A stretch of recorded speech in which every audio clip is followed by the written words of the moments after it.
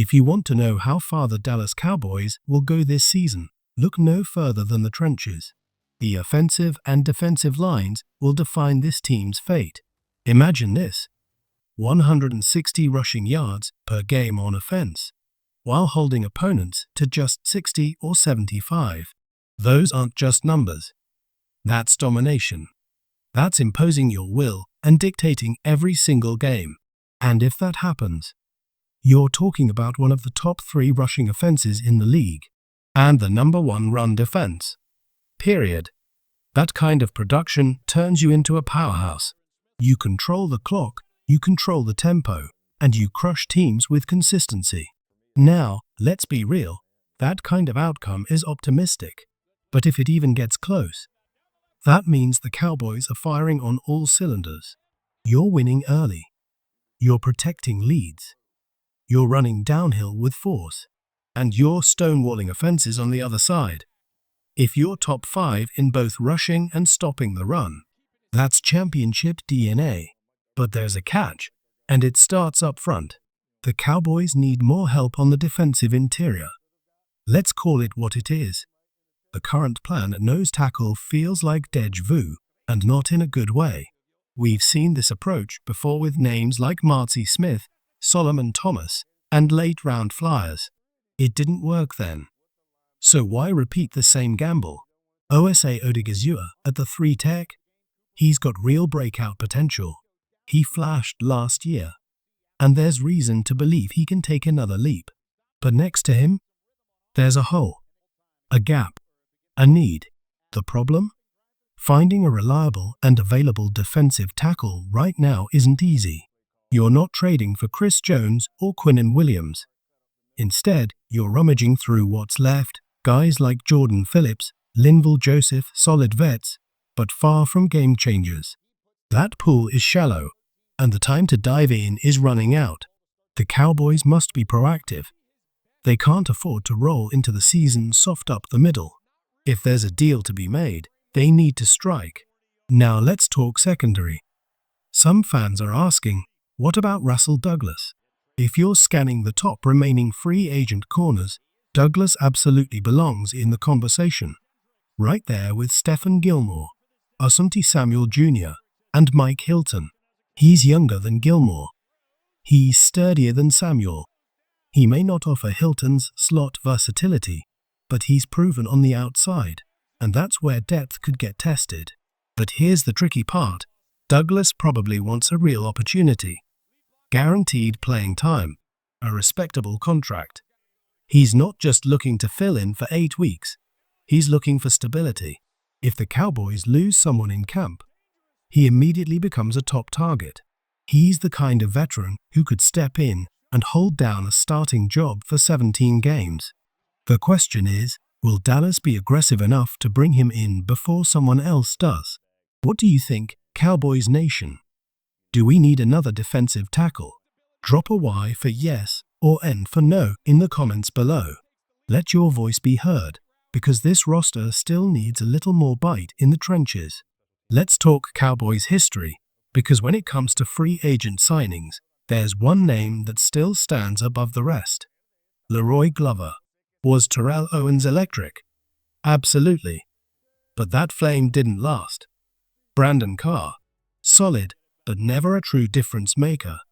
Malik Hooker and Jaron Kearse brought some fire to the secondary for stretches, but let's be honest, none of them changed the foundation like Glover did. The man came in, dominated from day one, and gave this team consistency and leadership in the trenches. His contract? A bargain. His production? Off the charts. And his longevity? Rare in today's league. When you talk about impact, value, and durability, Glover checks every single box. That's what makes a signing great, not just talent, but how long and how deep that impact lasts. Now let's bring it back to today and take a hard look at this secondary. When healthy, there's no question who the top 3 corners are. Trevon Diggs, Daron Bland, and Savion Redwell. That trio, on paper, is legit. Bland already has experience in the slot. He showed that during minicamp and OTAs, And while it's clear he'd prefer to lock down the outside, he's willing to step inside and make the defense better. As for Redwell, he's built for the boundary. Long, rangy, vertical speed. He thrives when he's shadowing top receivers on the perimeter. But quick twitch slot duty, that's not his world. That role demands sharp cuts, mirror ability, and elite short area burst. And Redwell simply isn't wired that way. Which brings us to a critical issue. Nickel depth. After Bland, who else can you trust inside? Israel Mukumu? Maybe. C.J. Goodwin? Unlikely. It's a thin room, and it's why Bland's flexibility could be vital. But let's not pretend that this corner group is locked in. Veteran help may still be on the table, especially if someone like Stephon Gilmore is still floating out there once training camp kicks off. Do Jerry and Stephen Jones have Gilmore's agent on speed dial? Probably. And they should. Because if anything cracks in this secondary, if injuries hit or a young guy stumbles, having a vet like Gilmore ready to go could be the smartest move they make all year. Every smart NFL front office keeps a list. Players to call, targets to monitor, names that stay on the radar in case things go south. And let's be clear, Dallas better have that list ready. Injuries happen. Contracts stall. A depth chart can fall apart in one practice. If you're not prepared, you're already losing. Let's address a popular question floating around. Trey Hendrickson. Would he make this defense better? Absolutely. But it's not happening. Not in Dallas. Not with the Cowboys staring down a future where they'll have to pay Micah Parsons $40 plus million per year. That kind of financial commitment leaves no room for another $35 million edge rusher. They already have rotational depth.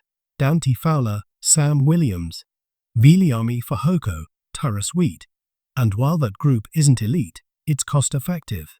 The Cowboys simply aren't going to mortgage a second-round pick or more just to stack another high-dollar contract at a position they're already invested in.